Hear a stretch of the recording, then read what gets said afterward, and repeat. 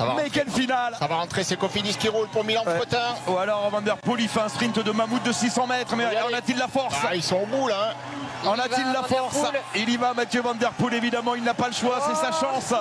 Et il est fort encore, Van Der Poel. Tiens, il peut plus. Et c'est comme ça qu'il avait gagné le Grand Prix E3 cette année, souvenez-vous. Ah, il va y aller, il va y aller. Il va y aller, Mathieu Van Der Poel, parce qu'il a encore de la force. 300 mètres, une chute. Avec une chute dans le peloton, Mathieu Van Der Poel, Mats Pedersen qui revient maintenant, mais il va gagner, il a trop d'avance, Mathieu Van Der Poel. Il va résister en force, en puissance, au retour des sprinteurs. Mathieu Van Der Poel sur les Champs-Élysées. Le retour de Mats Pedersen, Mathieu Van Der Poel qui s'impose d'un souffle, ou Philipsen.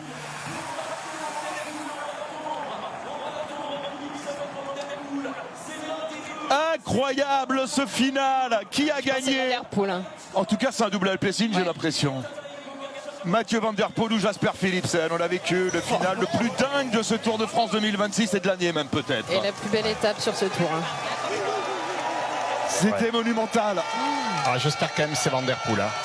On va voir le ralenti là sur Van Der Poel vainqueur. Van Der Poel a gagné. Van Der Poel est allé au bout.